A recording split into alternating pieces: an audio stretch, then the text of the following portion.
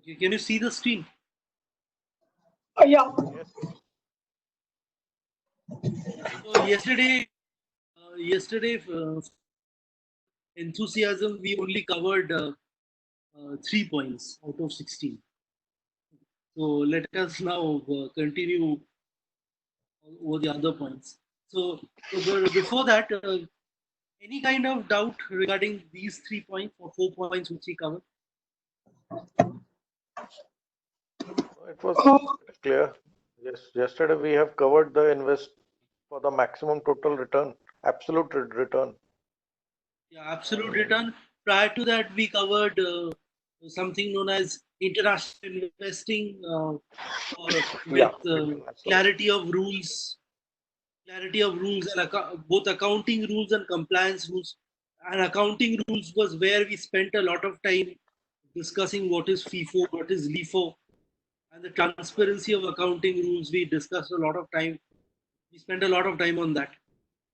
Then we discussed three of the rules: uh, international investing, absolute return, um, trade and not speculate. I think now we'll start with remain flexible. Right.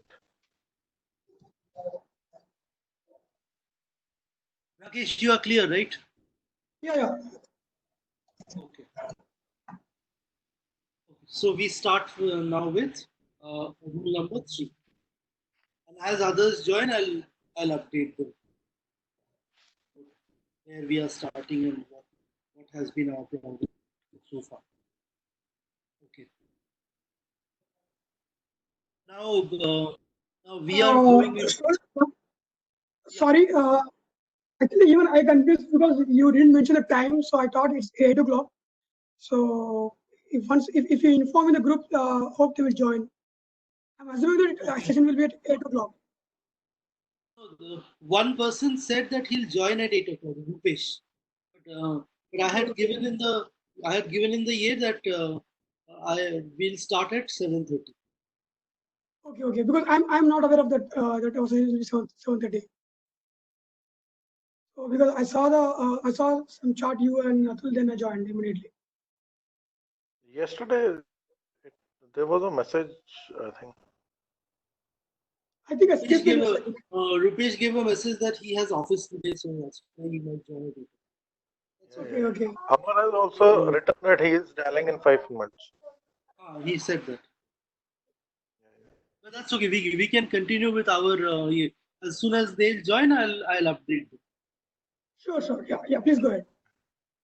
Okay. Since you are all clear about the rules yesterday, we won't go about them again. We'll start with the new rule. Remain flexible about open-minded and remain flexible and open-minded about types of investments. Now he says, John Mark Templeton, he says that we shouldn't have a mindset that we are only a stock investor. No. Uh, our what is our aim? Our aim is to gain the maximum portfolio return. Whether the return comes from gold, whether the return comes from real estate, whether it comes from stocks, whether it comes from options and futures, doesn't matter. Our our whole point is we want, or fixed deposit or insurance, doesn't matter. Our whole point is we want maximum return on our portfolio. So the portfolio can include all kinds of assets. So remember, when value investors, 90% of the time I refer to stocks because that is the most popular sort of investment vehicle. But that doesn't mean that other vehicles are not there. They are very much there. Like cash is there. Suppose you save in fixed deposit, so cash would be there. Then there will be you know treasury bond, like government of India. If it is issues 30-year bonds, so that can be there. Fixed deposits can be there. Gold gold in electronic form can be there. Then other options can be there. Suppose you have a very high stake in the you want to hedge your position, which means you want to keep a position of stock so that even if the market goes opposite to what you are expecting, you are still safe. Futures and options does that hedging for you. So hedging options will also be there. So any kind of assets doesn't matter as long as as long as you have the portfolio to match your complete total returns, you should be happy with that. It shouldn't be only rigid that it will be only stocks or only bonds or only something like this. No way. It can be anything. So is it clear so far? Yes, sir.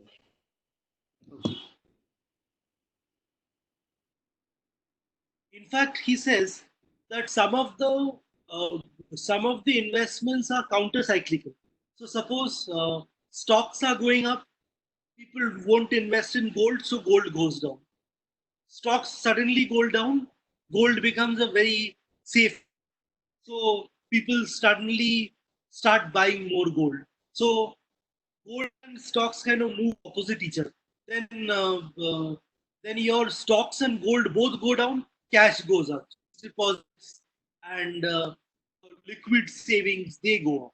So you should have a mix of assets in your portfolio. So we are not going into portfolio management because portfolio is something like specialized portfolio managers do. I'm not a portfolio manager, but I can just give you a hint of what portfolio is.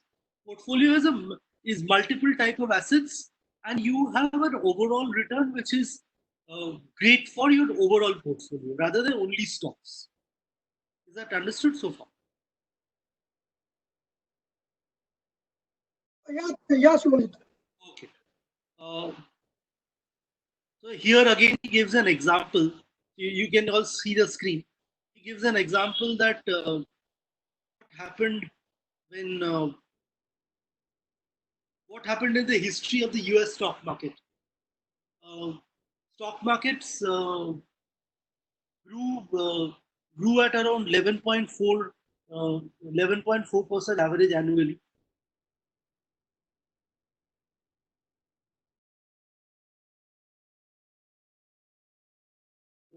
And it includes only dividends and taxes. It also kept up in it also kept up its ratio with the average inflation.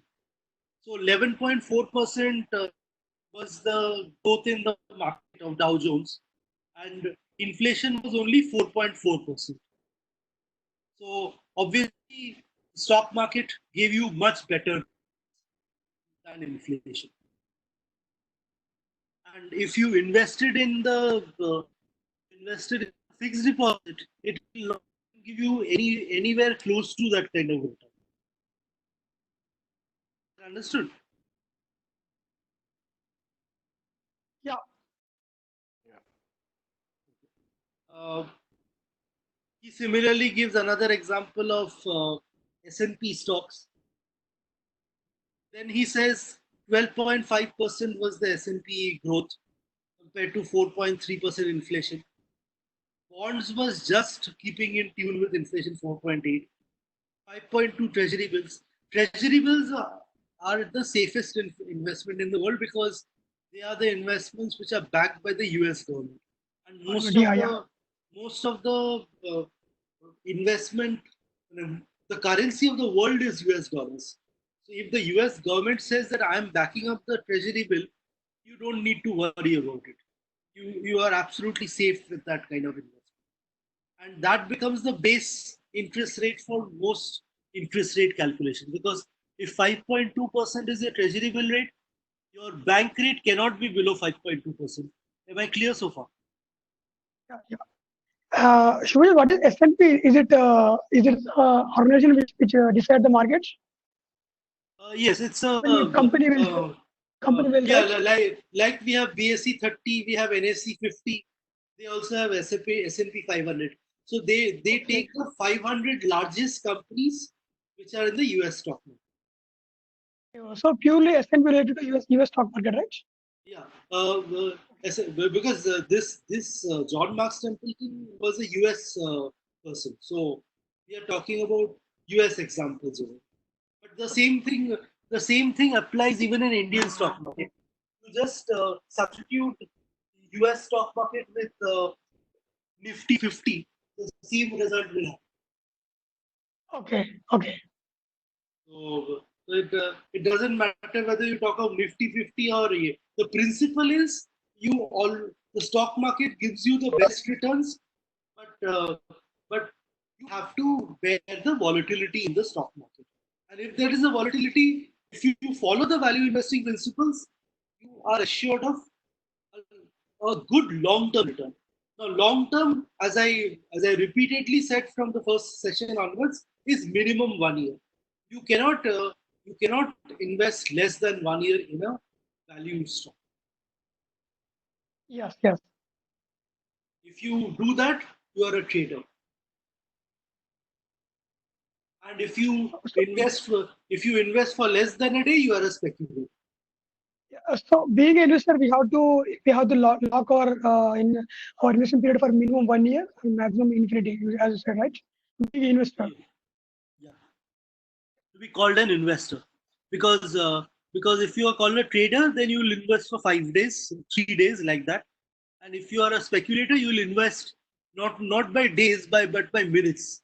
You will invest something, and in the next 5 minutes, you'll sell that stock just to gain that kind of market momentum, which is completely bizarre way of investing. It's not even called investing; it's speculation. Okay.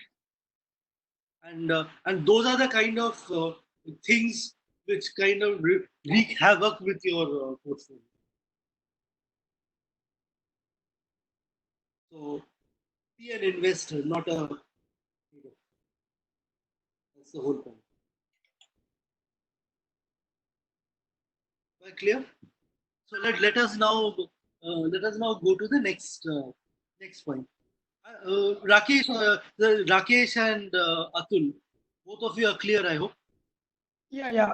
I think Amar joined. Hi, Amar. Am I joined? Yeah. Yeah, Amar. Okay, one second. Hey, hi guys. Hi, Amar. You just missed one point, which I'll recapture it for you again. He's John Marks Templeton. I remember we were doing John Marks Templeton. Yes. So John Marks Templeton, we had done 3 of his rules already yesterday. Now the fourth rule was you remain flexible about your types of investment. Now we know that as investors, we want to maximize our total return. Now, total return is not only on stocks, it is on total return on all types of assets. Now, what are the other types of assets? Obviously, we know what is stocks, so we don't need to explain that. Our 99% of the focus is on stocks only. Uh,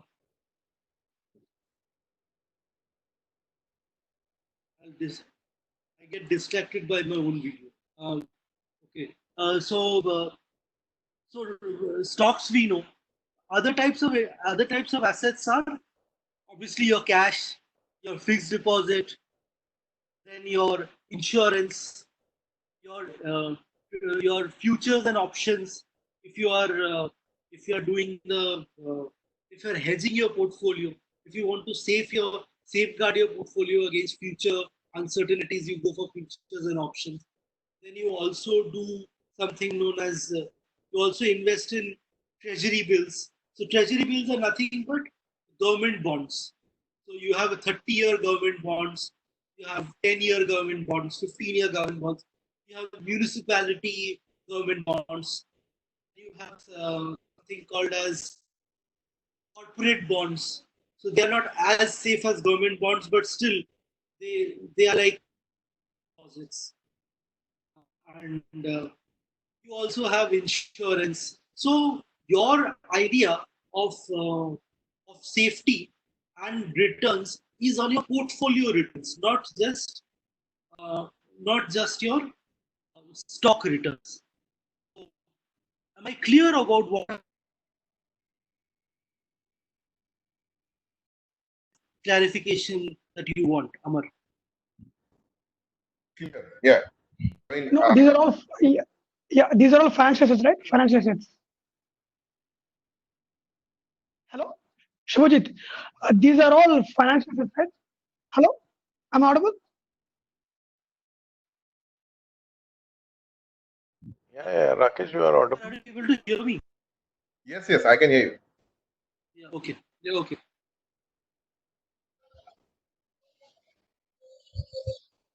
What you mean to say is that these are all financial assets, right? Financial assets.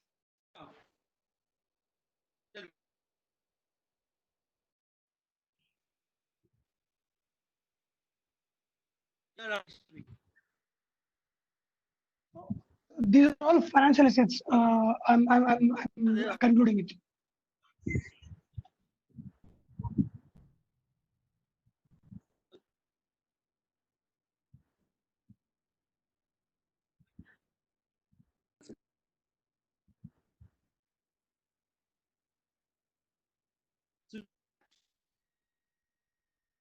Shubhajit, your voice is not audible. It's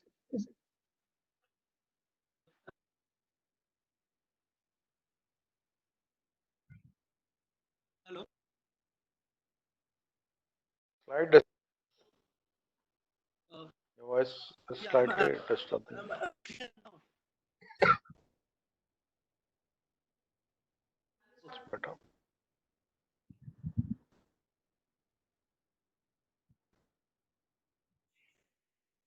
Uh, yeah, Shubhajit. yeah, just right.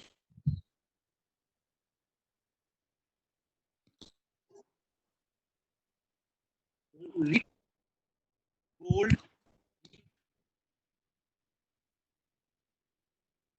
the insurance,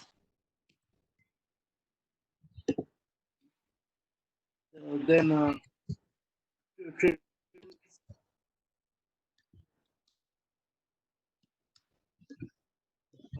state and central, state and central bonds.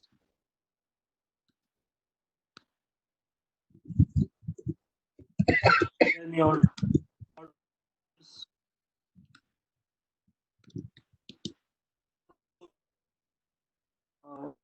stock goes.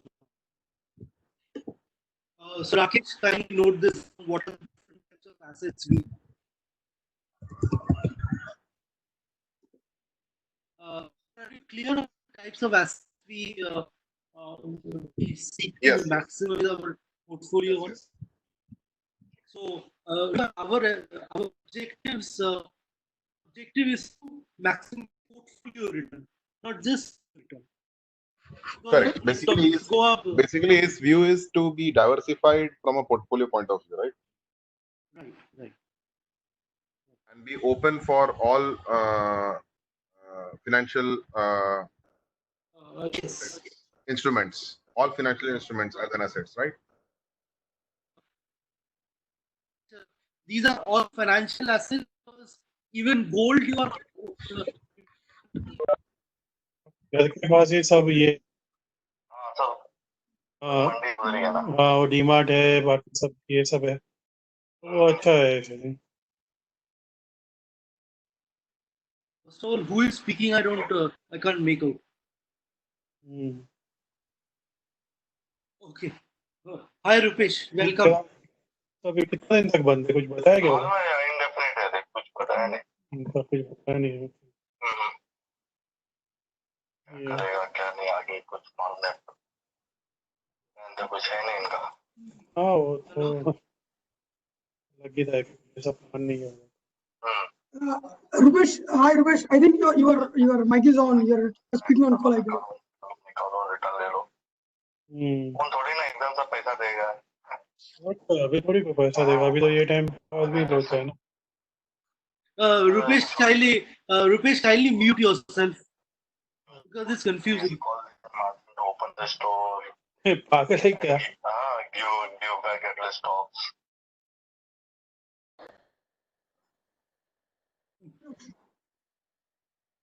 Yeah. All right. Yeah, Rupesh is on mute now. Okay, because I muted him because That's good. otherwise it was getting confusing. Yeah, you have control, I believe, right, Shubhajit? You will have control. Okay, You so can mute anyone. yeah, so that being said, now our our whole idea is to maximize portfolio return. Now, despite different kind of assets being there, we are shown over here in this example that only stocks are the assets which consistently beat inflation over a long period of time. Others are all faltering. Sometimes they go up, sometimes they don't go down, but only stocks are there which are consistently good. Am I clear? Yeah. Okay. Now, next rule is buy low. Now, this is actually the core principle of value investing. That when do you buy? Uh, why are we doing value investing? We want to uh, we want to buy the asset at a price which is far below its true value, so that we are protected against the uncertainties that comes from owning that asset. But at the same time, after owning the assets, we get the advantage of the we get the advantage of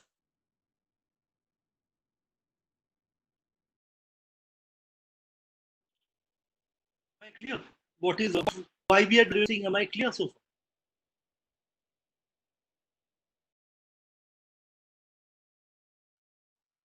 Yes, yes. Okay. Okay. So the central tenet of value investing, which everybody says, whether it's Warren Buffett, whether it is Benjamin Graham, everybody says this: buy low and sell high. Now, buy low. When do you buy low? When can you buy low? Not when the market is at its peak, where everyone is very enthusiastic of the market. Um, at a point of time, there was a time where in 1999, I give this example quite a few times. I've heard this that price to earning ratio of Yahoo in September of 1999 was 11,000 times 11,000 times its net profit. So people were such that if Yahoo gave 1 rupee of net profit, people were so confident of Yahoo, they bought the company share for 11,000 rupees. Imagine. So this is not the kind of madness we encourage in terms of value investing. Value investing is just the opposite. Value investing says when nobody looks at the industry, but that industry serves its purpose. For example, right now, I'll give you a practical example in today's scenario. After COVID-19, are you all able to hear me? Yeah. Yes, Okay. yes, yes. Okay. After COVID-19, travel industry is in doldrums in the last 2 months. So, so be it in terms of hotels, airlines, your Tourist places. car rental companies, boats and ships and cruise ships. Entire travel industry is in doldrums. So, what do you need to do? You know that COVID-19 will not last forever, but people are so pessimistic about the travel industry earning something. They are selling stocks of travel industry in hordes and hordes. So what do you do as a value investor? You precisely invest in travel industry right now when everybody is dumping the travel industry. Why do you do that? Because you know that a cruise ship like Royal Caribbean cruise ship, whether the economy is good or the economy is bad, most people love to travel. And when they travel, because of the brand name of Royal Caribbean, they always want to take a Royal Caribbean cruise in whether it has been Mediterranean or they want to go to Hawaii, they want to take a Royal Caribbean ship. Now, this is the time for you to select stocks which are in the travel industry, because then you will be actually buying low, because everybody is selling, so the prices are down. That's why you buy low. That is what you know by what you say: buy low, sell high. So when people are discouraged and pessimistic, that is the time you buy low and sell high. Am I clear so far? Yeah. Okay. Now, as an as an as a homework for you, or rather as an interaction with you, uh, Rakesh, Amar, Atul, Rupesh, can you tell me two such industries, each of you, two such industries which are in real crisis, not just in present time, but two such industries in your knowledge, in historical knowledge, current knowledge, or future knowledge, which can be in crisis? Let me know. Put it in the chat box.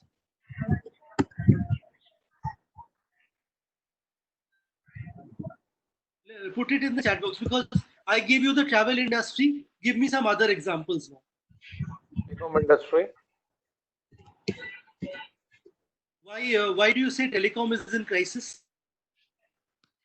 Because of this Supreme Court's order to deposit their AGR amount, which are in huge volumes. But do you think the government will let companies go bankrupt because of its AGR rules? If government will let these companies to go bankrupt, then banks will all go to NCLTs, because they have lended so much of money to this telecom industries that at any given point of time they will not let these companies to go. As per me, I don't know what is the reality. Correct. Automobile, Amar, why automobile?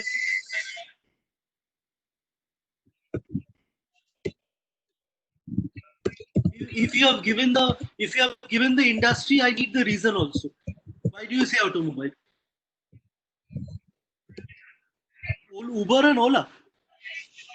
No, because What of the change in the government norms, because of the changing in the government norms, and government is focusing on EVs, more on EVs and BS6. So the technology which required for the BS6 and for the EVs, so very few players are there, and a huge inventory investment is required Okay. Yeah. to Correct. keep up with this government norms. Right. So, Correct. and these companies, auto companies, currently not in the current scenario is in place to do such a huge investment. Right. Okay.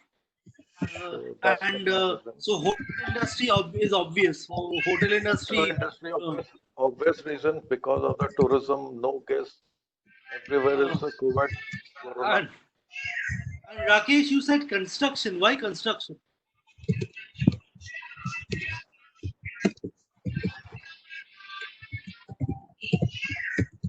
Rakesh, Probably can you explain? yeah, for next year, next 1 year, maybe construction will be industry will be low because of this recession, global recession.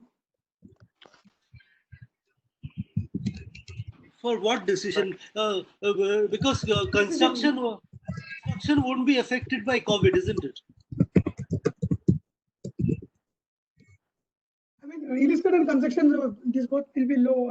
I think I was in because of the current situation, current scenario. Real Current estate and scenario. there are different reasons for the real estate and construction industries. As per me, the real estate is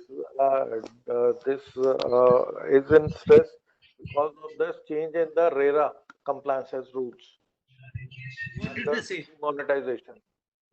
What did RERA say? Because of the RERA says you have to comply, you have to be a timeline, you cannot divert your funds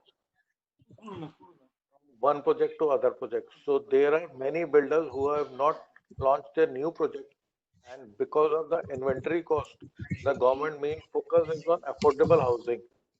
And the major players like DLF and Shobha are not present in this affordable this pricing because So, they are in the premium segments, and premium segment, because of the demonetization, all the investors are gone, and actual buyers are not too much to buy that overpriced projects cost. So as per me, we will remain in stress for next 2 to 3 years till Modi government. It will take time because so inventory are built inventories are huge. Now it's good that most of you are aware of the macro trends. Now is the time when you see the crisis and when people sell those industries. It's time for you to buy those industries. Yes. It is that's the whole point of value investing, because everybody will now sell the real estate. Everybody will now sell travel and tourism. Yes, it is a pretty good time to buy airlines because people are selling airlines. You buy airlines because whether COVID or not, people will naturally look for and people will not stop traveling. This COVID situation is only a temporary situation. If you are getting a good valuation in airlines, now is the perfect time to invest in airlines. But remember, it shouldn't be more than 500 rupees per as as a sampler. Now I don't know whether you can get what is the share price of Indigo or I think Jet Spice Airways. you can get. Spice you can get. Jet No, Airways go is ahead. an NCLT. What about Go Air? Well, I don't think so. He is listed. Jet Airways is 13 rupees now, 13 rupees. Jet Airways is an NCLT basically. So it's You can very still risky buy to buy Jet Airways. Yeah, it's an NCLT. Some investor No, might come. actually, you need to see its price to book value. So you need to see what is its book value and compare that with the price. If it is less than 0.4, you can still consider purchasing Jet Airways because you have that margin of safety. Remember margin of safety which we discussed in the first class?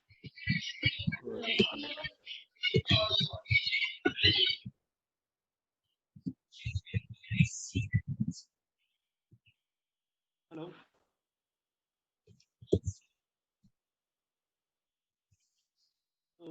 So what I'm saying is NCLT companies are also um, good enough to be good enough for purchase, because otherwise why should Tata Group want to purchase that Bhushan Steel?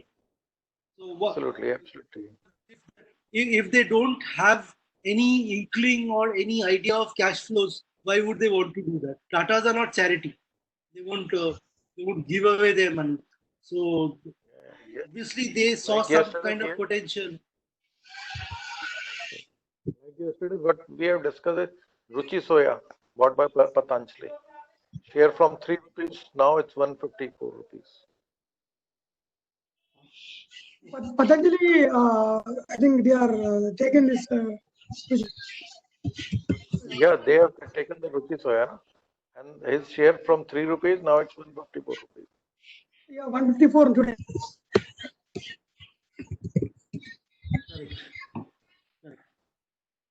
So the moot point is, when do you buy low? When the industry is out of favor. And everybody says that this industry is doomed, you'll definitely lose. It is a time to buy industry. It takes 20 big value investors to invest when all of a sudden the perception changes and the general public jumps in. So value investors invest at the lowest point of time for the company. So they gain also the maximum. Suppose normal stock price should be 100 rupees. It is at 30 rupees. Everybody is selling the stock, you buy it at 30 rupees. And the price goes back to 80 rupees. It's straight 50 rupees. For sure. Am I clear?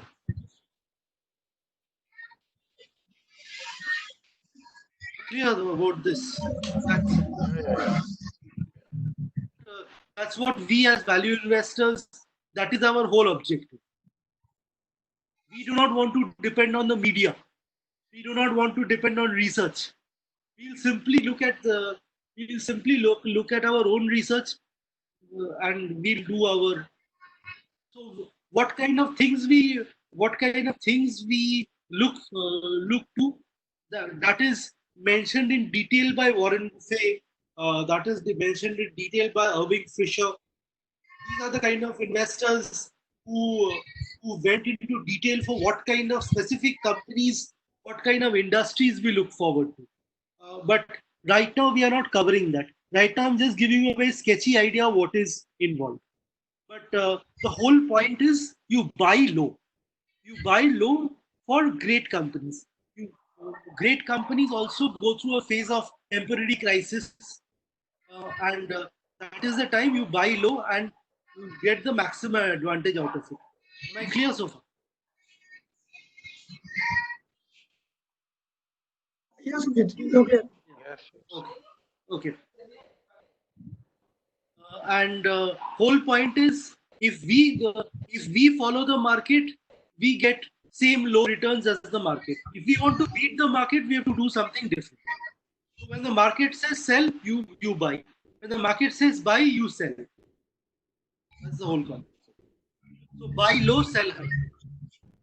Okay. Okay. So next point, the next point, which is the point number 6, is search for bargains among quality stocks. Now, how is quality defined? I'm not going into that right now.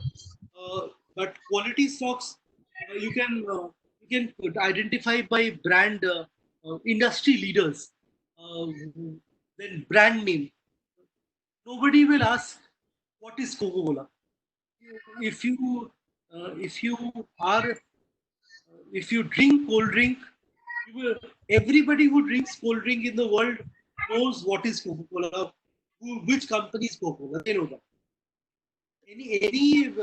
Any restaurant owner, any person in the restaurant industry who loves food, they know what is Chili's, they know what is KFC, and they know what is McDonald's. You know, these are brand names. You don't need to.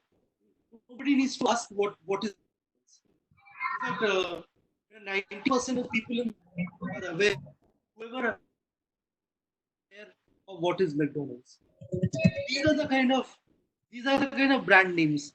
So quality is defined not only by the financials, which obviously as a value investor we look at financials. Quality is looked at in terms of brand. Quality is looked at in terms of industry leadership.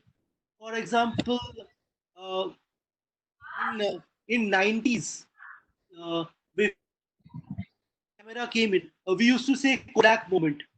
Whenever we said photo, we always Kodak films, Kodak moment. Anybody who remembers 90s? Any of you? Yes. I remember. So Kodak moment. If you remember Kodak moment, you'll.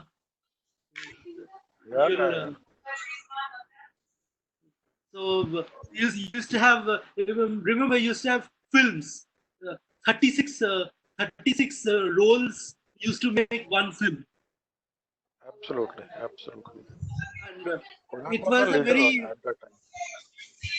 And it creates a nostalgia even now, because the best of digital camera cannot bring back that kind of nostalgia. We used to say, संभाल के photo करो, photo खींचो, खत्म हो जाएगा roll. Nowadays you can take 1,000 photos and delete 1,000 photos also, but it doesn't have that kind of magic left in it, like Kodak moment. These are the Right. kind of brands. Like I'm talking because I'm quite passionate about food. Taco Bell, I love Taco Bell. Then there is Chili's. You can talk about Kareem's if you talk about a little bit high end. Then mainland China if you want Chinese food. Mainland China, then O Calcutta. These are the kind of Indian brands also which most people in most of the cities, whoever want to go for food, they know about it. If you want to know about airlines, you talk about Lufthansa, you know that Lufthansa is high. If you are getting Lufthansa at good price, you'll not hesitate 10 times to think about it. You'll know that if you are getting Lufthansa at a good price, and after considering the financials, you'll definitely like it. So brand name makes a big impact in terms of quality. Second is values, ethical values. Walmart may be very good. I gave this example in the opening session. Walmart may be very good in terms of providing cheap goods, but how do they procure those cheap goods? They procure that through child labor in Bangladesh. They procure that to the worst labor conditions in China. They do like that. They put all sorts. They encourage all sorts of supply chains where they they encourage pollutants to go down the river. So, if one is an ethical investor, no matter how good Walmart may be in terms of its financials, one will not invest in that. Just as an interesting case study, any of you in the chat panel, can you let me know Indian and foreign companies which are truly ethical in terms of society, in terms of environment, in terms of any other criteria of ethics? Can you just Tata is definitely one of them. That's why I took the name of Tata's. Anyone else? How Infosys?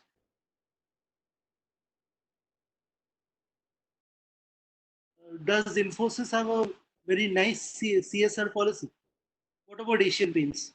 Asian Paints has a well-defined CSR policy. Yes. The companies are very ethical. Both the companies are very ethical. Okay. I have personally dealt with them. Both the companies are very ethical. Even Bajaj Paints are also very ethical. These are the kind of companies where if the finance, obviously brand name is there. If the company is ethical, it creates its own brand name. Walmart has a brand name, but because it is not ethical, it kind of tempers the whole brand name of Walmart. Because many blogs, many social media outlets, they say that we will not invest in Walmart even if we get the best deal from the company. Why? Because it is actively encouraging river pollution. It is encouraging child labor. It is encouraging the worst of labor conditions. So unethical companies, even if they are in a good, they come up for very good evaluation. They come up for very good sale value. You still hesitate in purchasing them. So, what is INT? L&T, Larsen and Toubro. Yeah, L&T is also a very ethical company. Oh, okay, great. So these are the kind of things which matter to an investor. So not only your quality is not only in terms of finance, your quality is obviously finance is the major thing. But apart from finance, you have the brand name, you have the ethics involved in it, you have a lot of other things. So when we reach Warren Buffett, Charlie Munger, uh, then Irving Fisher, we'll talk about quality of the company in detail. So this rule just briefly says we look for bargain among quality. We do not look bargain just blindly. All right. Am I clear with this rule?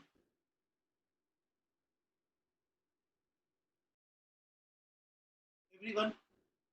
Yeah. Okay.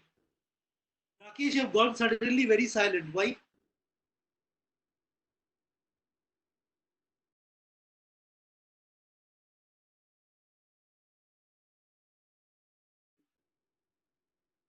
Okay, so number 6, buy value, not market trends or economic outlook. So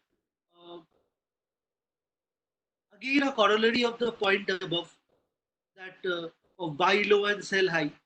So Nothing even Salan.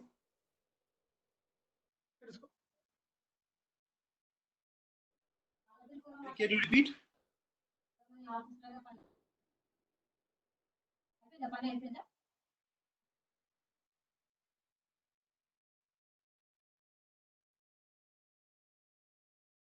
Okay. So buy value and not market trends. So he says uh, he says that the individual stocks can rise in a bear market and fall in a bull market. So your concern is with individual stock, not the market trends. So suppose you have a company, counter cyclical company, for example, a food company, like food brand.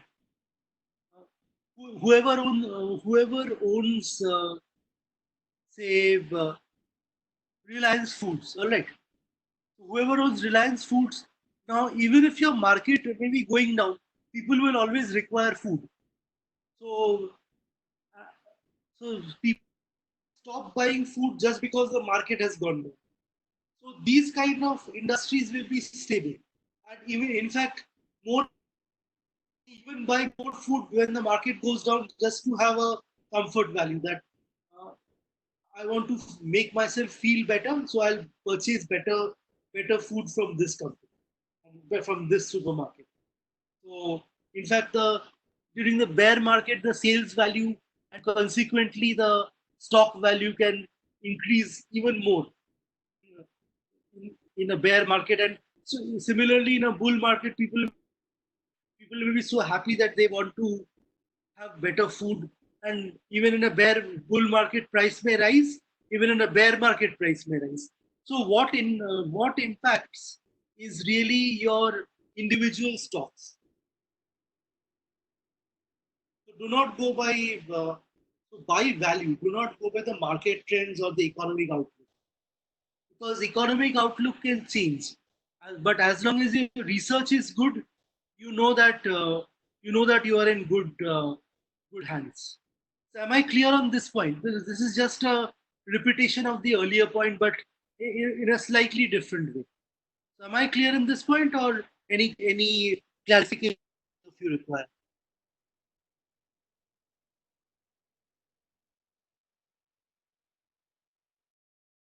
Yeah, it's clear.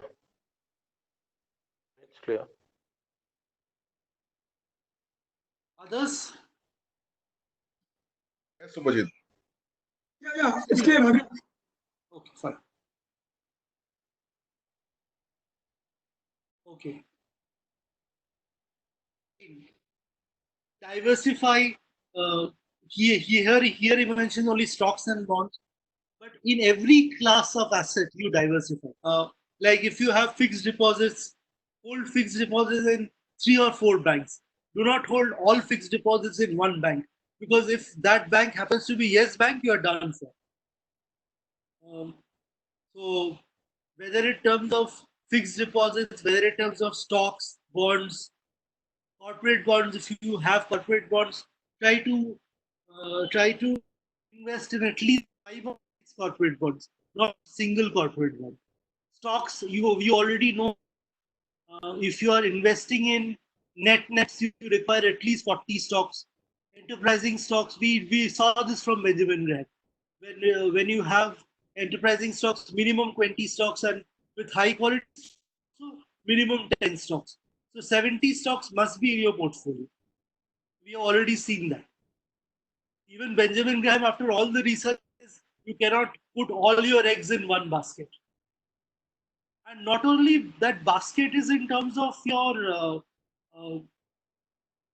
companies, but also in terms of your industry. So do not buy only pharmacy stock, or do not buy only banking stock or travel stock.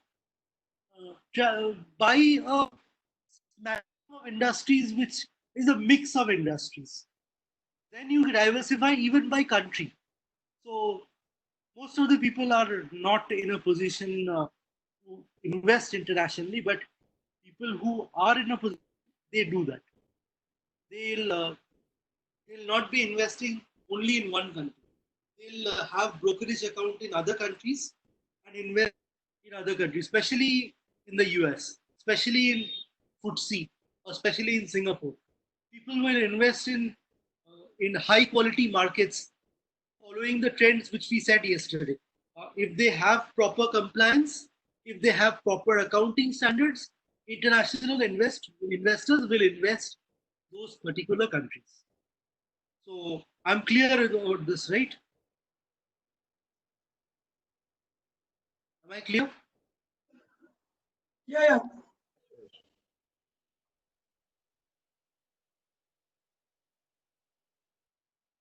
Here they are saying, do your homework or hire wise experts to help you. I'm saying, do not hire any wise experts. You are your best. You know what is best for you. So do not hire anybody.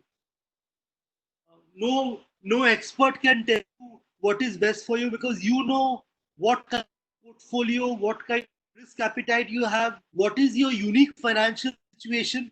You decide your investment portfolio based on that. Nobody can help you but yourself. And our whole purpose of value investing sessions is to make all of like that. That you become your own. Nobody gives you that condescending guidance that, yes, I am the expert, I help you, you pay money for that, and then something goes wrong. Of course, I want to help you again. Again, you pay money for that. That doesn't. That is not the approach over here. Our approach over here is to understand the principles, and whatever the market, whether it is good market, bad market, if we understand the principles, we apply the principles, and we do our own research. We are our own best experts. Am I clear on this point? So do your homework, do your research. How you'll do your research, we have already covered some major points, and we'll be covering all the major points down the road as well. Am I clear? Yeah. Right.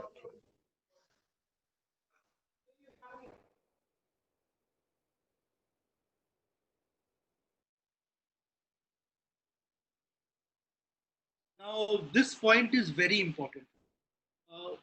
Aggressively monitor your investments. Aggressively means, like we know, nets is what? Your traded price is less than half of your net current asset value per share. That means your current assets are bigger than your total debts and your total equity. So that is the value of your net current asset value per share, and your price is less than half of that. So obviously, companies do not get like that in normal times. Only in distress time, like Jet Airways, if you analyze Jet Airways now, you might find a net situation. But obviously, Jet Airways is not in good hands. They are not in good. They are not going through good times.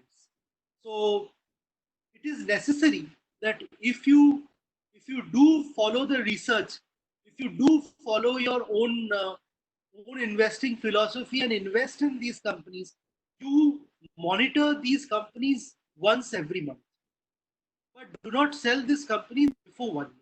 Am I clear here? Yeah. Because for it takes the whole trend to develop in terms of whether the company deserves to go down or whether it has been noticed by value investors who believe the future cash flow earning potential of a.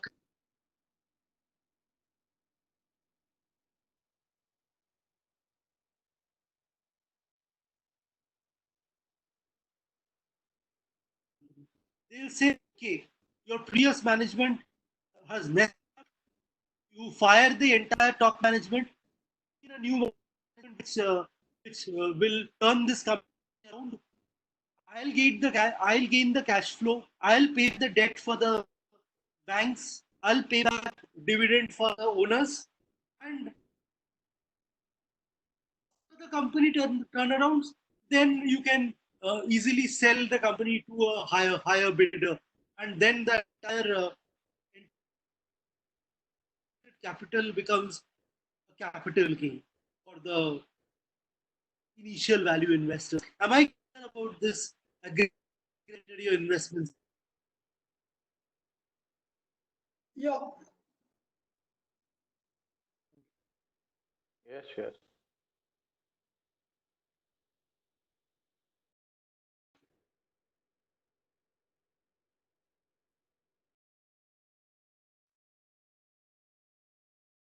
Connected again.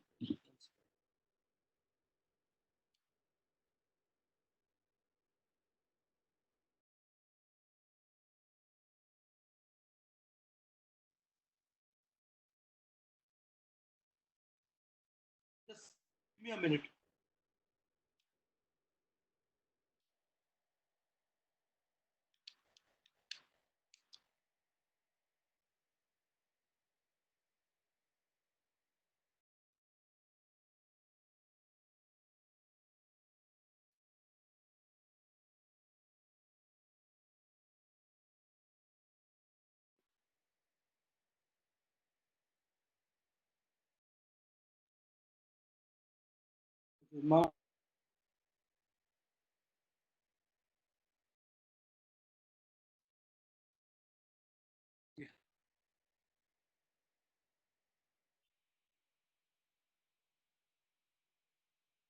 Give me a minute.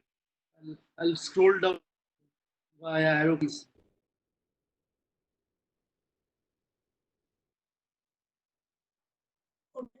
So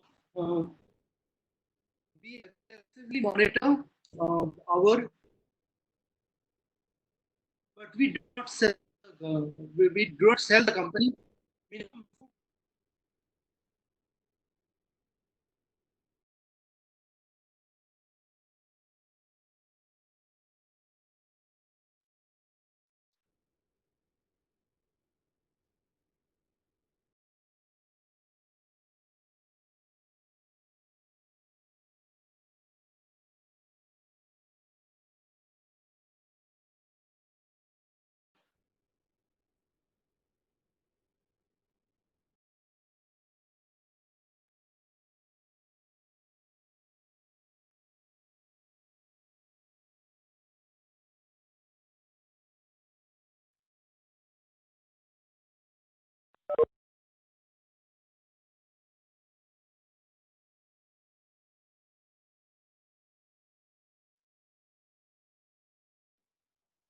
Hello. I think Subhajit logged out. Yeah. I think. Some Yeah, sound. he's again joined. He's again trying to join in. I think slow internet is saying, yeah, I joined. Join.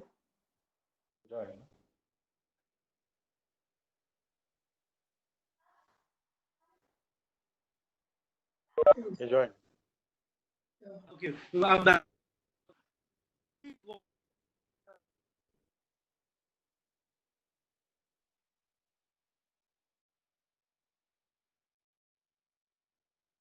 You said that you did not monitor and your price has gone from 100 rupees to 1 rupee.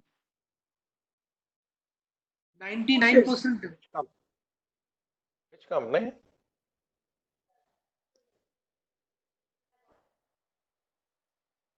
Rupees, which company? You're talking about? Oral. Oral. Oh,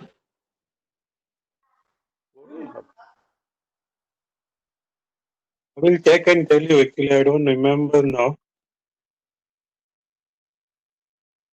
Okay. There are 3-4 companies which has gone. That's why diversification is very important. So diversification is there, but I did not monitor. 3-4 years I did not monitor. It's a long one. Like the stocks I have purchased is for 7-8 years. I'm unable to see the screen. This is the problem because the internet is slow. So that screen sharing button is not coming. But I'll still speak out. Rakesh, Subhajit. since screen I'm not able to share, whatever points I'm giving you, just make brief notes of that. All right. Yeah, I think I have PDF with me, so it's open with me. So Okay, you right have now, the I'm PDF. aggressive one. Yes, yes. I think everyone has PDF. I think. Yes. I am also having a PDF. So now we go to point number 10 of the PDF. Yeah, don't panic. Don't panic. Yes. Because point number 9 is clear to everyone. Yeah, aggressive monitor your investment. Yes. Yeah. Okay. Right. As soon as the internet is back, I'll share the screen again. But right now, it is too slow. And Subhajit, still do we have Kingfisher Airlines shares in the list? Is there still listing? Can you repeat? Kingfisher Airlines, Rupesh mentioned. Still, do we have this airline in the list? Heavy list. Kingfisher. Hmm. Kingfisher Yeah, is it's listed. still listed. It's still listed. Okay. You talk about Reliance Communication. It also has gone down below 1 rupee. Okay.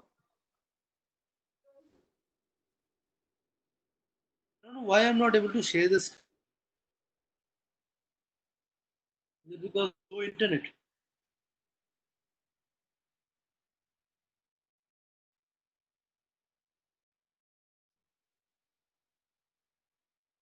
Screen sharing option is not there.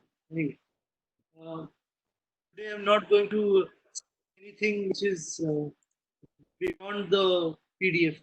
So if you have the PDF with you, just open the page and let's go to point number 10. All right. Are everyone clear? We are on point number 10 of the PDF, which is don't panic.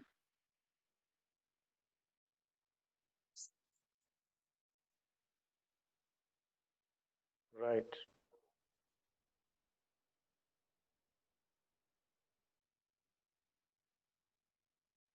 Okay,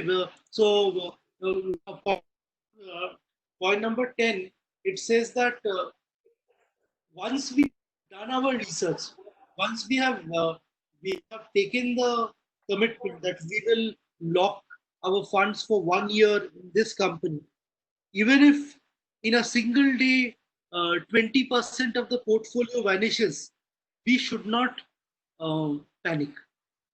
We should have the faith in our research. After a lot of research, we put our money. Just because everyone is panicking and market is going down and our portfolio value ourselves has gone down, doesn't mean we have to sell our stock at a loss.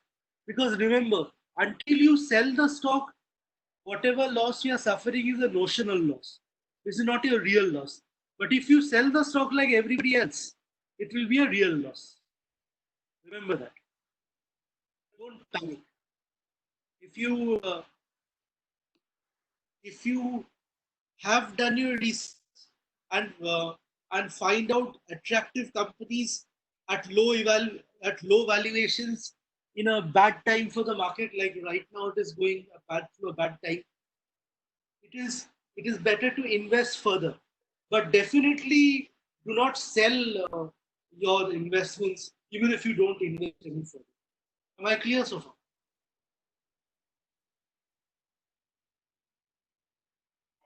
Yes.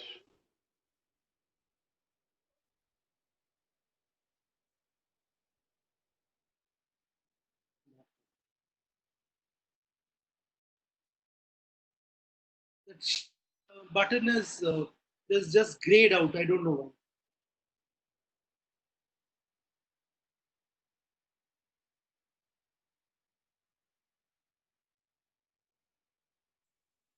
I think because of the internet issue. Okay. So whole thing is, do not lock in your losses while you panic. Next, it says point number, or in our case, point number 12. Or point number 11 is in the PDF document. Point number 12 is in terms of our rules. Point number 11, you learn from your mistakes.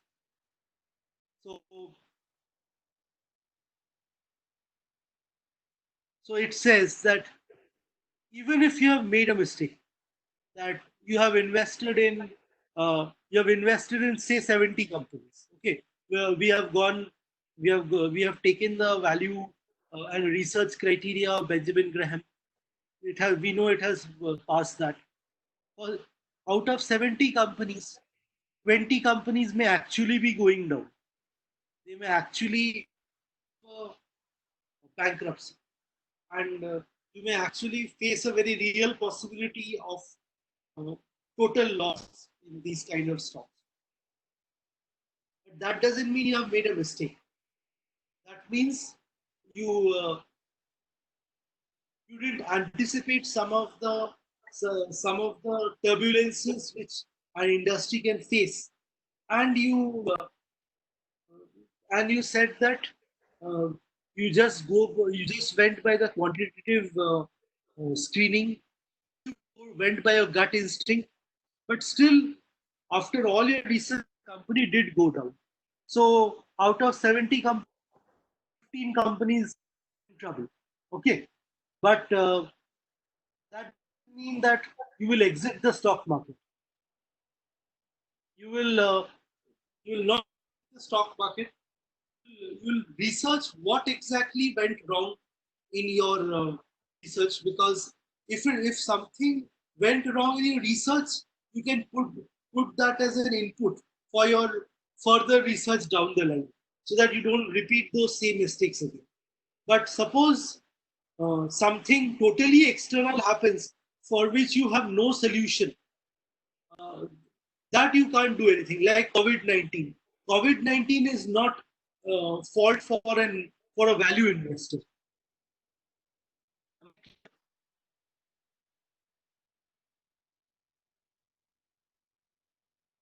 Clear so far, everyone?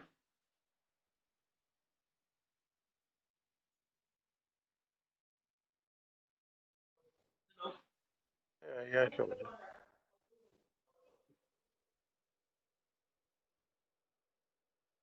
Uh, this point is humorous, that beginning with a prayer. So he's saying that if we start with a prayer, we think more deeply and fewer mistakes. Uh, Maybe it's true, maybe it isn't true. I don't know, but it definitely, whether it be prayer or meditation, those things help. It helps. Um, it helps decloud your mind from fear and greed both. You think more clearly. So begin with a prayer is a good suggestion in that kind of situation.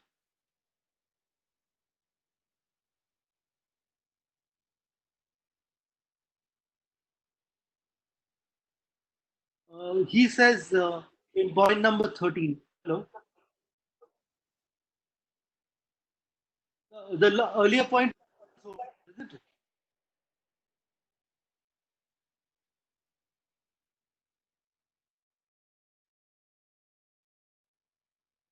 If it is not clear, let me know in the chat panel.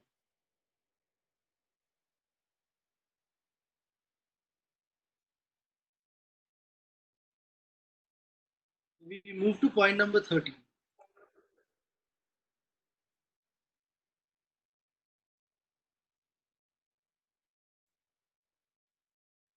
Everyone, can we move to point number 13?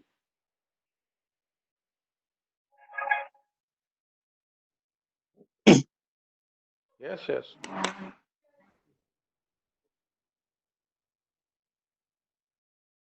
Point number 13 says that It is money. hello. I did not receive an email. I was doing the policy. I did not take it. 1 minute. Okay. Hmm. So point number 13 is basically your whole point is not to just match the market, but you need to beat the market. How you beat the market? Uh, you you go through your own value investment research and and you be nimble. That is most important because uh, that mutual advisors they may pay thousands of dollars in salary to research analysts, but they have the disadvantages because they are investing such a large amount, and the regulatory authority says you cannot invest more than 5% in a company, cannot hold more than 5% in a company. If it is obviously a small company, even your that that large amount can be total be that large amount can have a total stake of more than 5% in the company. So big mutual fund houses are not flexible, but small investors like us, individual investors, they are very flexible because it doesn't matter whether we invest 100 rupees or 500 rupees. We know that will not be 5% of the country. Am I?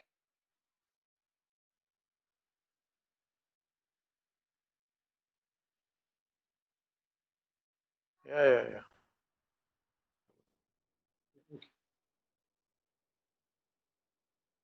Um, he's saying that, but do not think yourself to be a complete expert, because the moment you think that, market has a nice way of pulling you down.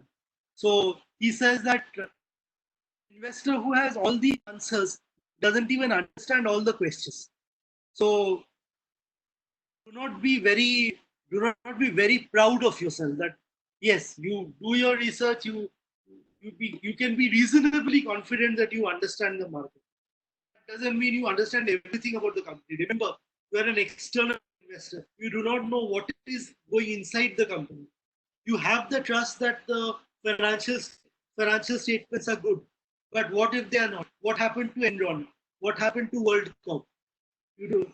And even the auditors who were famous auditors, they even couldn't catch the mischief of these companies. So remember, things may go wrong. Not be absolutely sure. That's why you need to diversify. You need to make sure that you follow the investing principles, and you need to diversify even then among the number of companies. You cannot put all your eggs in one basket, which ties in nicely with other conclusion and other rules which we have done so far. And everything continuously changes. So a company which is in bad shape may not always remain in bad shape. It may get a It may get an investor who will totally turn around the investors like Lakshmi Mittal, for example. You know what Lakshmi Mittal does? Everybody, you can hear me, right? Yes, yes. Yeah. So what does Lakshmi Mittal do? Lakshmi Mittal goes to the most distressed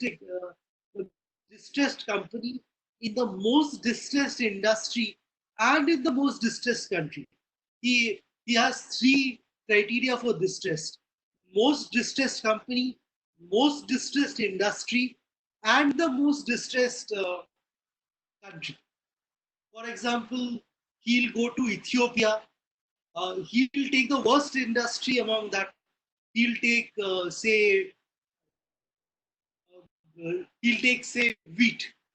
Wheat export price dropped more than 80%. So he'll take wheat industry in Ethiopia, and then he'll take that particular company in the wheat processing, which is having the most trouble.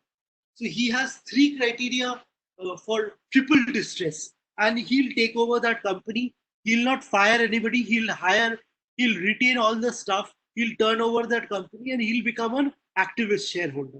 This is what we know by activist shareholder. So a bad company can turn good. An excellent company can tomorrow become very bad. So what goes in the market, we are only 90% sure. We cannot be having a very egoistical approach that our principles are giving us the complete guidance, so nothing wrong can happen to us. No way. We cannot have that kind of assurance and that kind of pride in ourselves. Is that clear so far?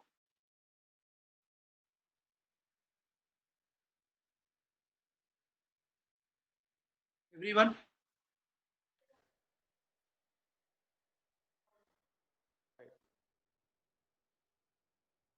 Okay. Now this point, this 15th point, if you open your PDF, uh, there are uh, there are many sub points which are mentioned in this thing. Never invest on sentiment. So that means if you are having fear, don't invest. If you are having greed, don't invest. If others have fear, you invest, because if others have fear, then you buy low.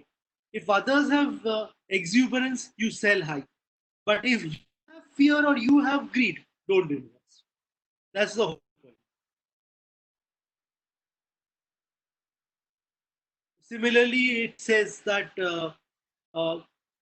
we may be emotionally attached to a company, like like I told the first day. I'm emotionally attached to the Tata Group because I grew up in the Tatas.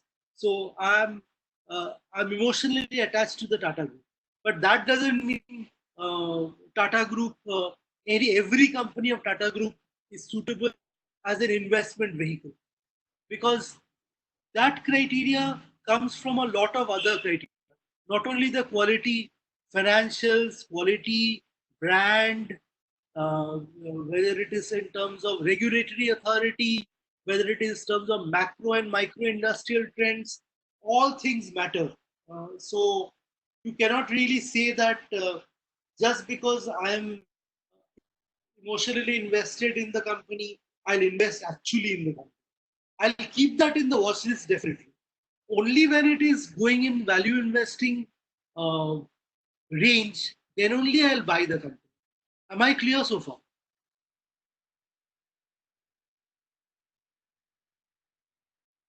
Everyone? Yeah, yeah.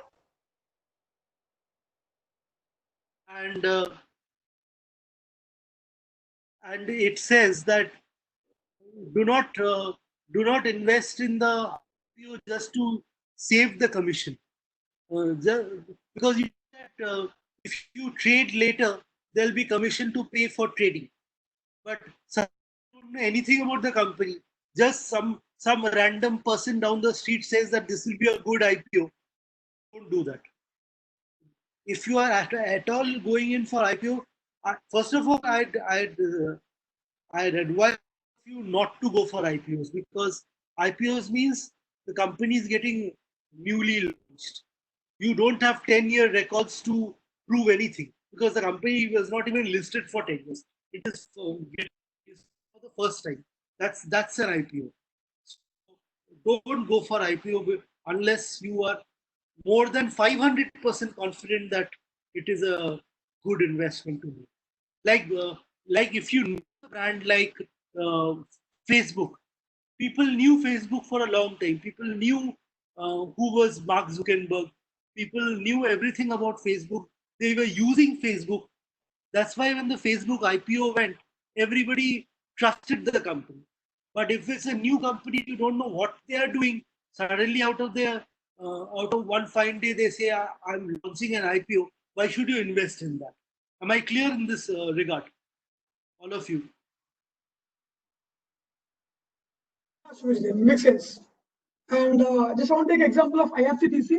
So I think it's launched in the last Diwali. So that when by the time of IPO, it was 350, I think 350, 360. Now that share reached to 2000 to a couple of months ago. So since IRCTC is monopoly in India, so people they trusted that industry and they invested. And last point, he says, do not invest on a tip. Uh, your uh, your taxi driver gives you a tip.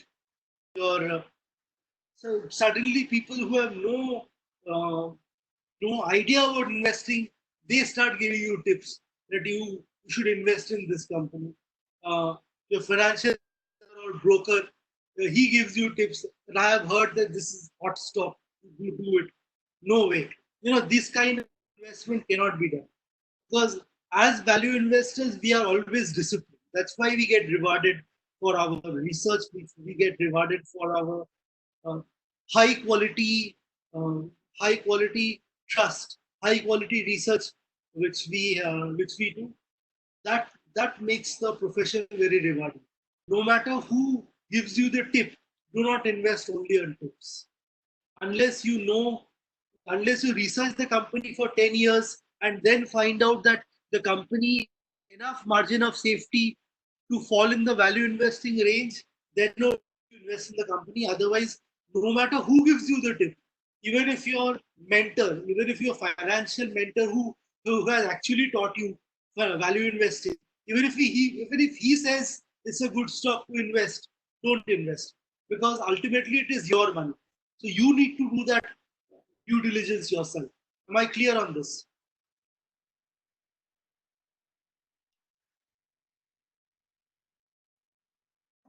And Shubhajit, I missed a couple of points like don't panic is done, learning from your mistakes is done, right? Don't panic. Then we did learn from your mistakes. Begin with prayer. Begin with prayer, meditation. We did. Outperforming the market. Outperforming the market is a difficult task. Did you do this? Were you there? Yeah, it is there in the PDF. Because I think you went away for a while, no? Yeah. I missed the call from it. That's what I'm checking. Investor who has all the answers doesn't even understand the question for this. No, even not yet for this. Let I think others were in this. Amar, kindly explain, Rakesh, what does this point mean? Investor who has all the answers doesn't even understand all the questions. Amar.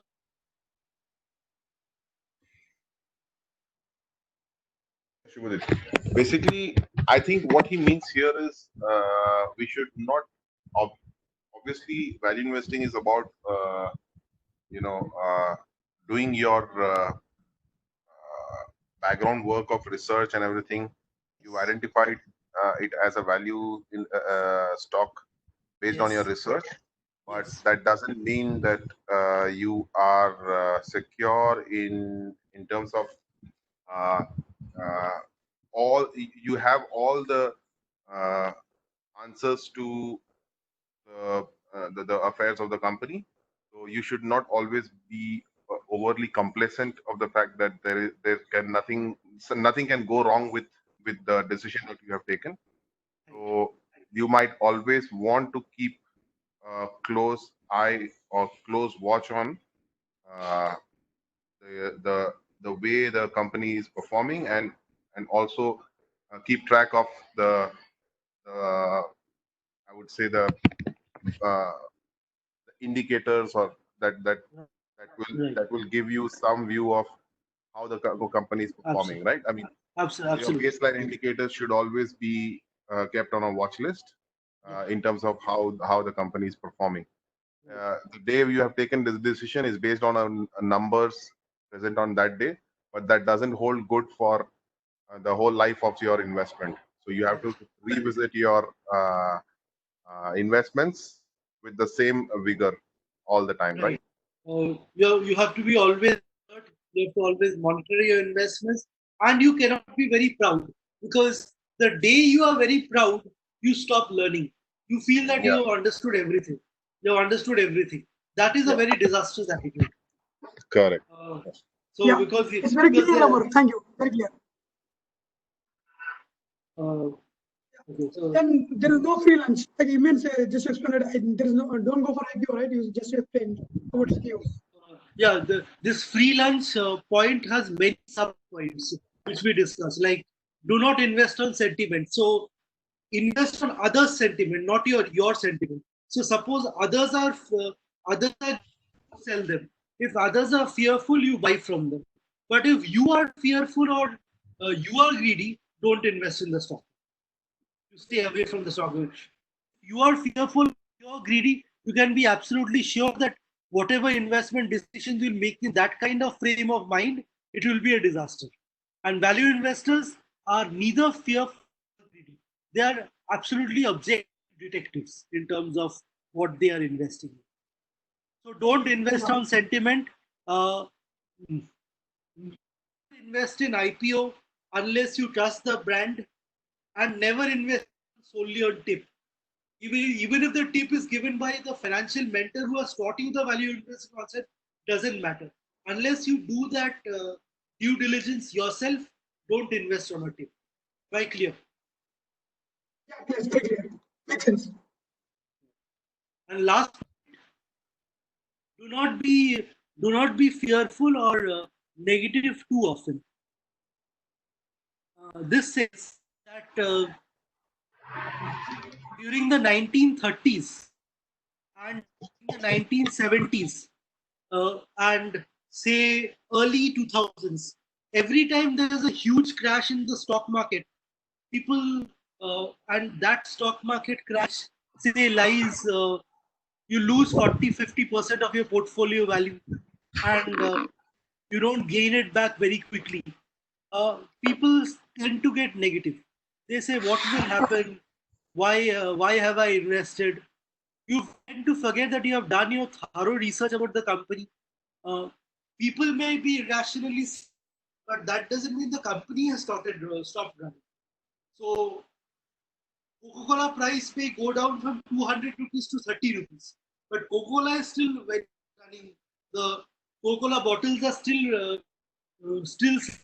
people are still drinking Coca-Cola. So it doesn't mean that the company has ended. People may buy 200 rupees stock for 800 rupees, and 200 rupees stock may go to 30 rupees also. That doesn't matter to your what matters to you is that if you purchase that stock for 200 rupees stock for 50 rupees, if it goes down to 40 rupees, you don't panic too much. Am I clear about this? Yeah.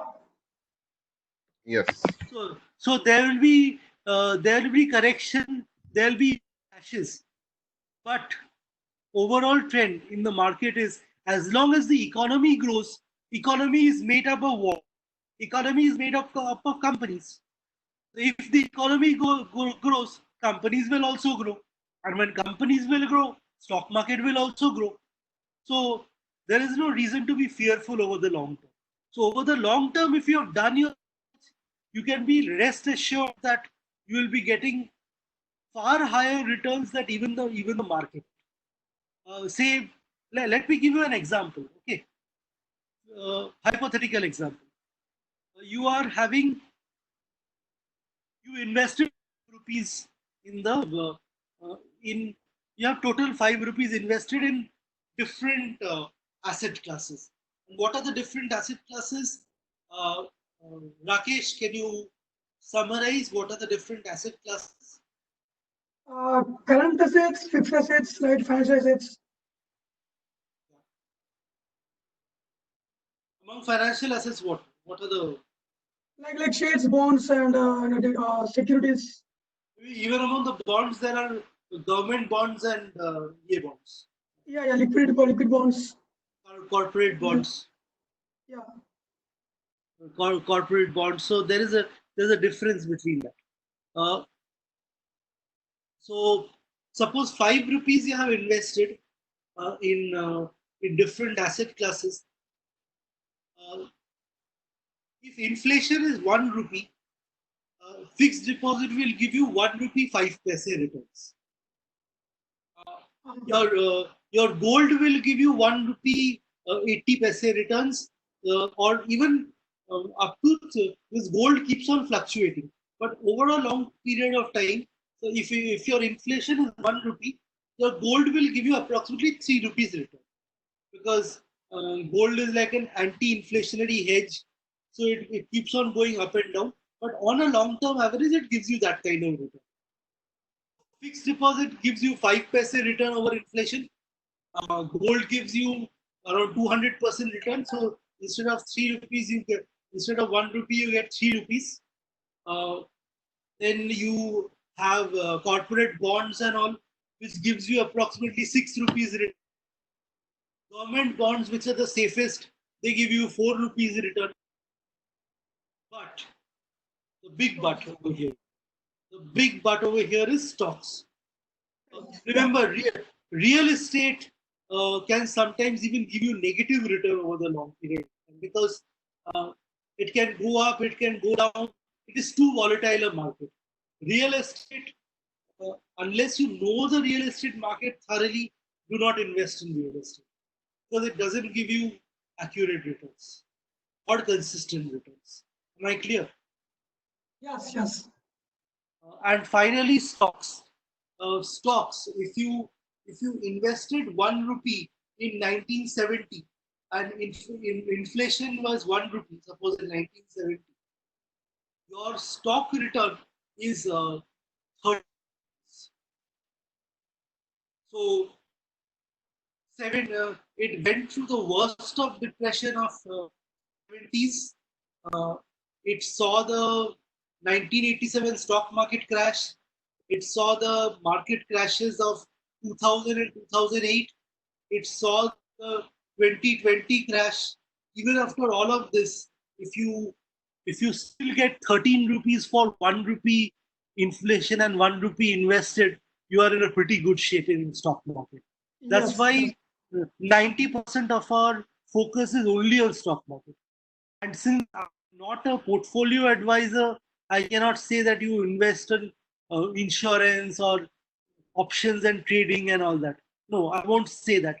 I'll only guide you in an area where I am thorough. Because there are specialized people who deal with portfolio management. They are called certified financial planners. They are called wealth managers, like that. Portfolio management, I'm not saying it's not important. It's very important, but no return is higher than stock return. All right. Yeah. So As per CMA portfolio means we'll have different types of financial assets, right? Like bonds, shares, mutual funds, yes, right? These are all mixed all together. We call portfolio. right. They are all mixed together in a portfolio, not without portfolio. They are all mixed together because the portfolio is your total investments, all your assets, total financial investments. Whether you talk in terms of whether you talk in terms of REIT, whether you talk in terms of gold, insurance, fixed deposits, cash, everything is your portfolio.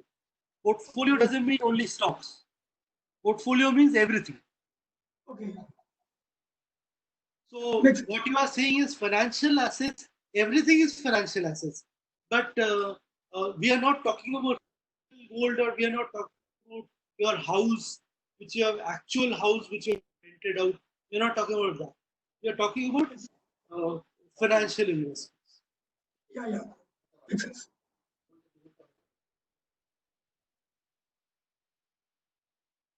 Hello? Yeah, clear, Sujit. And even commodities also, right? Commodities is part of financials, right? Even Commodities. commodities, commodities are not really recommended. They keep on shifting drastically in value as per the world demand. They're not consistent. Highly volatile. Very highly volatile. Yeah, highly volatile. Yeah.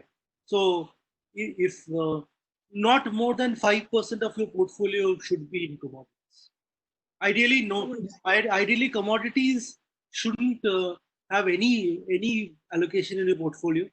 But if you just invest in e-gold, don't invest in physical gold.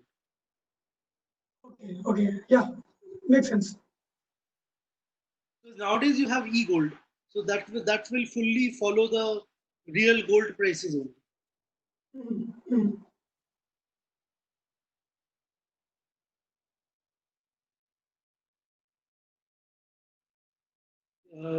And the last thing which he says that as value investors, if we do our research, if we be patient, if we buy low and sell high, we'll beat the markets, we'll beat every aspect of our portfolio will be shining. As long as we are confident in ourselves and our research, we'll definitely do well in life. That's what he concludes the whole point. Am I clear? Yeah. And this, with this, we conclude our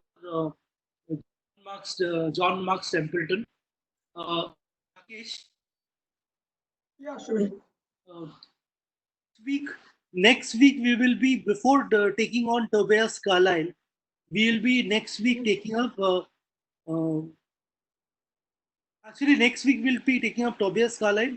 Next to next week we will do Irving Fisher. Just I think you wrote down the spelling earlier, but I'll still make it clear from here. Tobias, yeah, TOBIAS, CRLI cells, right? Irving Fisher. Tomorrow, next session will be Tobias Carlyle. Okay, makes sense. Yeah. Irving Fisher, correct. Next session will be Tobias Carlyle, then Irving Fisher, then Warren Buffett, Charlie Munger,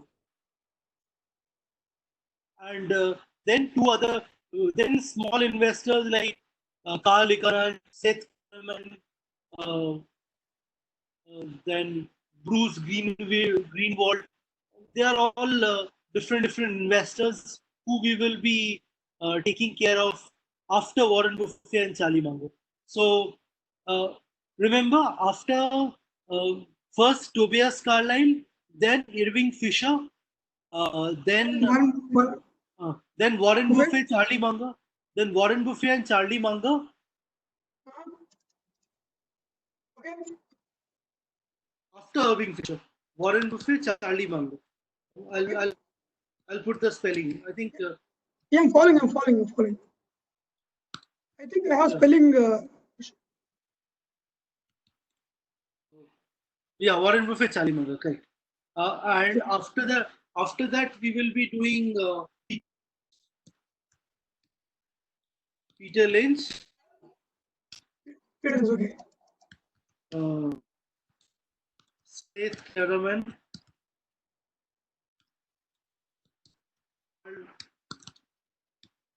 Icahn. So we'll cover all of these investors who follow Charlie Munger. We'll cover all these investors in one group. All right. So, but our next major focus would be Tobias Carlyle, followed by Irving Fisher. All right. Yeah. And that's we'll end the session here today. If you have any kind of doubts regarding whatever we learned about John Marks Templeton, and most of you have the PDFs also, let us discuss the doubts. If you have any doubts, ask me and I'll clarify. We went point by point, so I think we clarified it. But still, if any kind of doubt crops up, let me know.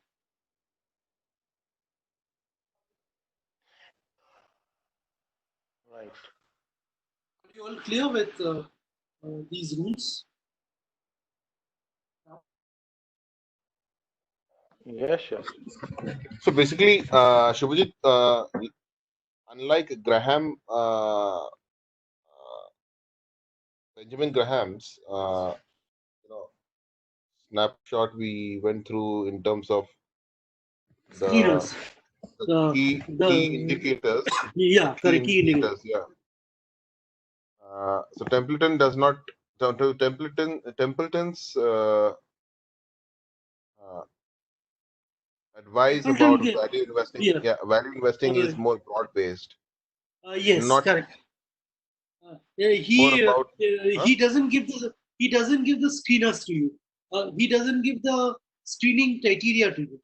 He gives general advice, which every investor should keep in mind. Yeah. Okay. But Benjamin Graham gives you very specific quantitative criteria as well, which we noticed last time. Correct. And even Warren Buffett, Charlie Munger, and others will give you quantitative indicators, some don't. Like John Marks Templeton, even if he didn't give you quantitative indicators, he said invest at the time of maximum pessimism. He said many of the things which Warren Buffett himself came up with later in his life. He's like the one of the pioneers of value investing, even if he never called himself a value investor, because he didn't belong to the Graham. He was not a student of Benjamin Graham, but whatever he did, he was essentially a value investor in principle. Okay. Warren Buffett, you mean, right? No, this person, John Marks Templeton. John Marks Templeton. Okay. Warren Buffett gives you very detailed, but we are not covering Warren Buffett now. We'll be covering Warren Buffett only after some time, as we have discussed in our agenda. And after we complete Peter Lynch, Seth Klarman, and Carl Icahn, basically our value investing rules and learnings are over. Then we will be taking up live case studies and analyzing whether or not, if we were putting in our own money, we should put in our own money on it. Am I clear? Okay, based on our learnings, we will try to identify some value picks as well, right? Yeah. So what are the major criteria? Benjamin Graham is one. Obviously, we start with Benjamin Graham. He's the father of the field. Benjamin Graham is one. Tobias Carlyle is one.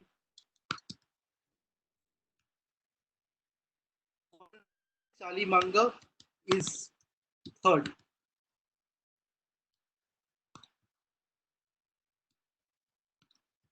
Okay. If we follow even these three, we'll be in a pretty good shape. But if we want to just go for growth investing even more, we'll go for Peter Lynch. That's it. Four sets of criteria by these four legendary investors. If we apply, they are in a more than good shape. All right. Okay. So after we complete Peter Lynch, Seth Klarman, Carl Icahn, then we will go in for actual value investing, where all of us will form something known as investor club. So we will research companies, we will talk to each other, and then we will say why we are investing, why we should invest in those companies, based on the principles which were given by these four great investors. Okay. But we are still some time away from that, because remember, 4 weeks at least it will take, or 4 sessions at least take for us to reach that stage where we start analyzing real companies and Okay. go and form value investing clubs. And when are we planning to meet next? All of you decide. Let me know. Remember, I have my webinars during the weekdays. So Friday, Saturday, Sunday, mostly I'm free. So Friday, Saturday, Sunday, anytime you want after 7 o'clock, I can come over. And if you want, even in the afternoon session, suppose most of you are home, say you don't have office like Friday or Saturday or Sunday, that it's not that we will have only at night. I can come even in the afternoon. So next session probably on next Friday, huh? So next Friday you take the time, all of you. Or in between Monday to Thursday, there's no possibility you're saying? If there is a possibility, then it will be late. It will be a short session. We say 9:30 to 10:30. Which to me, I mean, I'm fine with that. The reason being is then there is a continuity. That's the reason I wanted to sort of, right? I mean, otherwise you take a long break, then you pretty much sort of. So Wednesday 9:30 to 10:30. Are all of you okay? Yeah, I'm okay. Okay. Do you agree with me that if we take a long? Yeah, totally agree with you. It makes sense to make a continuity in between. Otherwise, after The only thing is most of the people have office. That's why whether you will be back by 9:30, unless work from home is there, that is different. But if you are back from office, then it is okay. In India, I think quarantine is 21 days quarantine is declared by Modi. So everybody is at home. I don't know about Amar. Rupesh won't have, because Rupesh will have he's in UAE. So for me, it is like 12 at midnight, 9:30 your time. So, I'm good.